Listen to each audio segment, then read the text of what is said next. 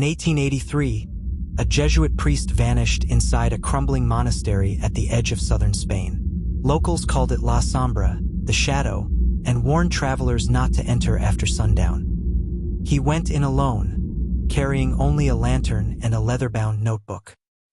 He returned 3 days later, silent, trembling, and unable to speak for weeks.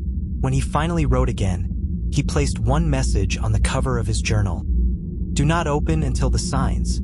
The journal was sealed in a wooden chest and buried beneath a village church. For over 140 years, it remained untouched, forgotten, until June 2024, when a construction crew repairing the church floor struck something solid beneath the altar.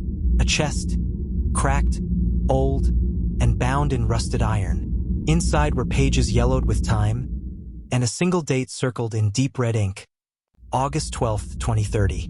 The journal belonged to Father Elias Ortega, a man once dismissed as overly poetic, prone to strange dreams, celestial charts, and cryptic writing.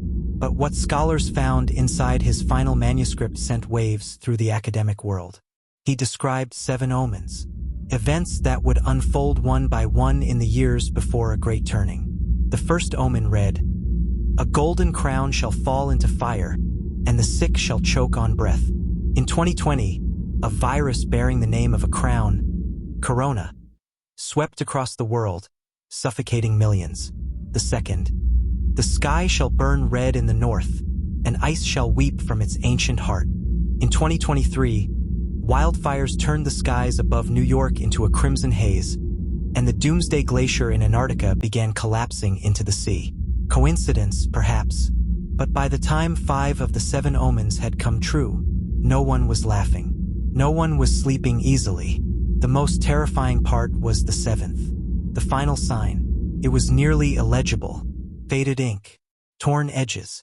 But one phrase stood clear: "When the 7th sign is seen, the sky will shatter and a new sea will rise. The old blood will sleep, and the children of ash shall walk." Researchers believed it to be metaphor until another discovery emerged. Thousands of miles away in Cambodia, beneath the ruins of a buried temple, a black stone tablet was uncovered in March 2025. Its inscriptions were nearly identical. It named the same signs, the same sequence, and it too ended on August 12, 2030. How could 2 texts, written centuries apart, continents apart, in different languages, tell the same story? Some believe Ortega never predicted the future. They believe he saw something that already exists, something looping through time like a hidden rhythm, an echo of humanity's end, heard only by those still quiet enough to listen.